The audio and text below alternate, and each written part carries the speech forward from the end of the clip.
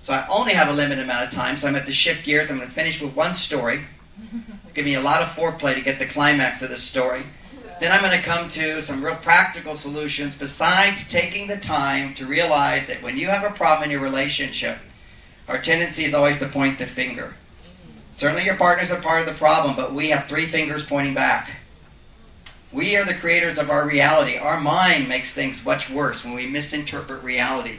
When we can't figure out what to do, we can't figure out why our partner's doing this. We tend to think the worst. We panic, and we think the worst, and our stress levels go up.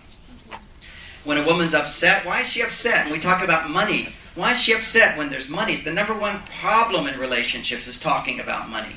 And as soon as she's talking, a man feels offended. You don't trust me? And she goes, you don't care about me. Because the number one thing that stimulates dopamine and testosterone release is when you trust someone. When I come into the room and everybody stands up, okay, they trust me. My energy's on top of the world. If I come in and they say, what are your credentials and why are you here and what makes you think you can say this? I'm trying to get there. I'm trying to come up. Trust. And when you question somebody, so why are we putting in money in this? And what are we going to do with that? Well, we can't spend money here. What about this? She's panicking. She wants to ask questions. But the message she gives to him, unknowingly, she doesn't trust him. I learned to make peace with this 20 years ago in my marriage with Bonnie. We've been married 26 years now. And our biggest fight was always, I'm making some business decisions. She says, well, what do you know? You're not like, you need to talk to our lawyer. I said, why do I have to pay a lawyer? I know what to do, but now whenever I make any change, I say, yes, I'm going to call. But of course, before I make this, I'm going to call my accountant and I'm going to call the lawyer just to make sure it's the right thing. And I paid the demon. I pay it. And so she can go, did you run it through them? Did you run it through them? And for most men, they go, it's so humiliating to have your wife question your talents and your abilities every time. Until you're like my age, after 30 years, I'm not humiliated by it. It makes good sense. But when I was younger, I was humiliated about it. So at this point, but I learned how to just say, oh yes, what does she need to feel secure? Because this is the hormone oxytocin. It's the security hormone. See, when a man takes a risk, it stimulates dopamine. Dopamine is produced when you're taking a risk. So men are like into taking a risk and being responsible. I can do it. This is why men always want credit for everything. I came up with that. Because every time you give a man credit, you're acknowledging and appreciating what he did or what he decided, his testosterone levels get released. So he's suddenly releasing testosterone, feeling good. If I want romance in my marriage, I take my wife to an event, to some situation. After the event, if she goes, that was the most wonderful event I've ever been to, or that was the best play I've ever seen, that was the best movie, that was wonderful. On an emotional level, every man feels, yes, I wrote that movie.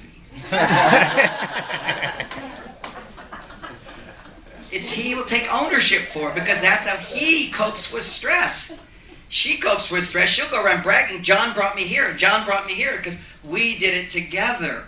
I have someone who supports me. That raises the hormone oxytocin. So the we produces oxytocin. The me produces testosterone. Those are our 2 different worlds, or releases testosterone. The we, the nurturing, the sharing, that's the oxytocin hormone.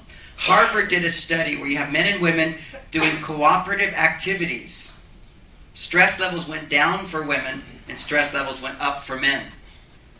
They put men and women in competitive activities. Stress levels went down for men, stress levels went up for women. Competition is a major testosterone releaser. Harmony, cooperation, communication, sharing, the harmonious we, the mutually supportive we, that is what rebuilds oxytocin levels and allows you to release oxytocin in order to lower your stress levels.